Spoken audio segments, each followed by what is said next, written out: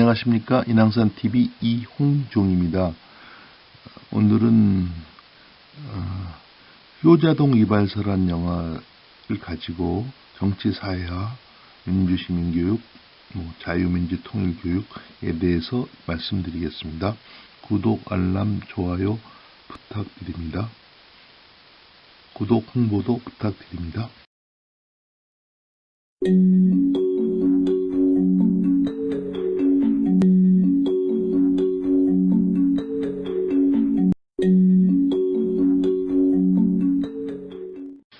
정치사회화는 간단하게 말씀드리면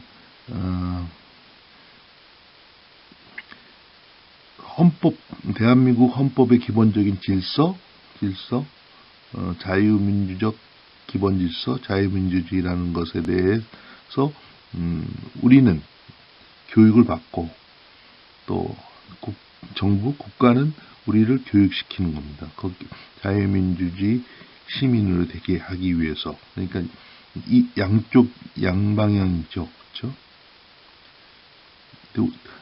대한민국의 정치 사회화는 우리가 현대사가 아주 급격하게 변화를 했기 때문에 여러 가지 정치 political resocialization이란 말을 쓸 정도로 여러 번 그 정치 개인에 있어서 여러 번 바뀐다고 얘기를 합니다. 여기 밑에 써놨듯이 제가 그 2001년에 다른 교수들하고 이제 정치학 책을 쓰면서 정치 사회화 차프트를 제가 썼습니다. 그래서 특히 관심이 많은데 다시 한번 정리되어드리면 정치 사회화라는 것은 어떤 개인이 우리가 정치적 가치관이나 태도를 습득한다는 말을 썼는데 우리가 이제 대한민국의 헌법의 기본적인 가치가 자유민주주의, 시장경제라고 하면 자유민주주의에 맞는 그것을 교육받고 교육시키는 겁니다. 독일 같은 데는 정치 교육이라서 그게 잘 돼 있죠. 그래서 특히 2차 세계대전 이후에 독일이 그런 정치 교육이 잘 된 나라로 알려져 있는데 우리나라는 독재의 시기를 거쳐서 정치 교육이란 말이 부정적으로 생각되고 있습니다. 느껴지고 있습니다. 받아들여지고 있습니다. 가장 소박한 아버지의 가장 특별한 감동을 만난다. 제가 조금 전에 화면이 넘어갔는데 이 정치사회에서 기본적인 단위가 가족입니다. 가족으로부터 받는 겁니다. 그래서 이 효자동 이발사의 그 주인공은 다른 동료, 피어라 그러나요? 동료라든가 사람으로부터 정치사회화되는 게 맞는데 이 효자동 이발사 아들은 아버지로부터 받는 거, 권위적인 거라는 권위주의적인 걸 받는다든가 독재에 대해서 무조건 받아들인다든가 이런 거요. 그 영어를 잘 알 수가 있습니다. 청와대가 경무대라는 이름으로 불리던 시절 경무대가 위치한 동네에 효자동 이발소가 있었다. 사실은 제가 자란 동네가 이 근처입니다. 서울 종로구 효자동인데요. 저는 그 옆에 노화동에서 태어나서 거기서 고등학교까지 거기서 있었습니다. 아닙니다. 유학을 떠나기 전까지 거기서 살았어요. 그런데 만 28세까지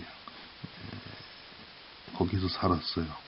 그런데 그래서 제가 거기서 다른 여러분들은 많은 분들은 어린 시절에 하면 숲속에서 개천에서 고기 잡고 그런 자연적인 어린 시절을 가졌는데 저는 4.19 제가 4.19 때 1960년 4.19 때 누나 쫓아서 소풍을 갔다가 집에 못 온 적도 있어요. 그렇게 4.19, 5.16 이런 수류탄이 왔다 갔다 하고 탱크가 지금은 강함은 중앙청 앞에 서 있고 이런 환경에서 자라서 그런지 제가 정치학을 공부했는지는 모르겠습니다. 효자 이발가는 성한모 혹은 두부한모라고 불리는 소심하지만 순박한 이발사가 주인으로 그는 면도사 겸 보조로 일하던 처녀 김민지를 유혹해 덜컥 임신시켜버리는 대책 없는 이발사였다. 경무대 지역 주민다운 자긍심으로 그는 나라가 하는 일이라면 항상 옳다고 믿었고 사람들이 3.15 부정선거라 비판에 맞지 않는 1960년 3월 15일 선거날에도 나라를 위해 투표용지를 말아 먹어버리거나 야산에 투표함을 묻는 일을 마다하지 않았습니다. 저도 몇 년도인지 모르겠지만 제가 초등학교 때 이 효자동 근처에 청운초등학교에서 몰래 사람들이 뒤에 돈 봉투를 나눠주고 그런 걸 목격한 적이 있었어요. 효자 이발관의 이발사 성한보의 인생은 어느 날 찾아온 청와대 경호실장 장혁수에 의해 전환기를 맞는다. 간첩 나온다길래 신고했더니 그 간첩이 중앙정보부 직원이었을지리야. 중앙정보부 직원이 음지에서 양지를 향해 일한다. 그러니까 그런 경우 일이 있을 수 있죠. 이 일을 계기로 그는 청와대에 불려가 대통령 가까이 머리를 깎는 이 청와대 이발사가 된다. 어느 날 밤 청와대 뒤 북악산에 간첩이 잔입한다. 제 아무리 무서운 간첩이라 해도 생리적 욕구는 어쩔 수 없는 법. 갑작스런 설사병에 쭈그리고 앉아 변을 보던 간첩들은 마침 순찰을 보던 군인들에게 들켜 한바탕 총격전이 벌어진다.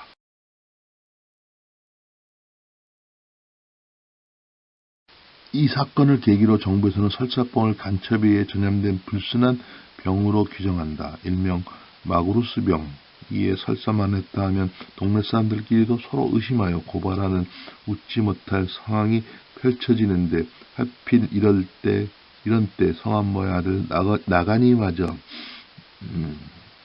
줄줄 물똥을 싼다.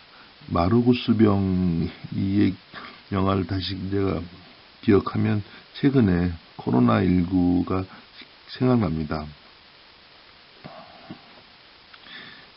제가 아는 분이 아들이 아빠 당신 강화문 집회 나가지 않았느냐 가서 검사 받으라고 막 야단치고 그런 경우를 받았다고 그래요. 경우가 있었다고 합니다. 불안해진 성한모, 우리 아들은 간첩이 아니라면 나간이를 제 손으로 경찰서에 데려가고 간첩의 애언은도 없다고 어린 나이에 간첩 용의자가 되어버린 나간은 중앙정보부 고문실로 끌려간다. 설상가상으로 이기의 성한모를 이용해 장혁수를 제거하려고 권력을 되찾이하려는 음모를 품은 박중만은 어린 나간마저 고문하여 성한모 부자를 마루구스병으로 검거하려 한다. 그래서 나간이가 불구가 되죠. 영화 내용 전체를 설명드리진 않겠습니다. 여러분 한번 보십시오. 그래서 정치사회화라는 것은 다시 한번 말씀드리면 우리나라 헌법의 기초인 자유민주적 기본질서에 맞는 시민이 되는 것이고 시민을 교육시키는 겁니다. 그래서 이런 것은 일반 정치사회화란 것이 법적으로는 민주시민교육이라고 되어 있죠. 근데 민주시민교육이 제대로 되고 있는 것 같지 않습니다. 민주시민교육에는 통일교육도 제대로 돼야 되는데 자유민주 통일교육이 됐는가 하는 문제가 됩니다. 제가 속한 단체에서 최근에 감사원에 청구를 했습니다. 최근 20년간 통일부와 통일교육부가 학생들 상대로 통일교육을 주관하면서 평화통일만 간주하고 자유민주적 기본질서에 입각한 통일이라는 원칙을 생략해온 것은 위헌이자 위법이다. 자유민주주의 통일교육연합이 이러한 이유를 들어 10월 20일 회원 397명 이름으로 통일부, 교육부 장관 등에 대한 국민 감사를 감사원에 청구했다. 397명 중 5명의 대표인이 저도 포함, 제가 5명 중에 1명입니다. 대표 1명입니다. 그래서 우리가 지금 교육이 제대로 되어 있는가, 민주시민 교육이 제대로 되어 있는가, 통일 교육이 됐는가, 자유민주 통일 교육이 제대로 되는가가 상당히 중요한 문제입니다. 감사합니다.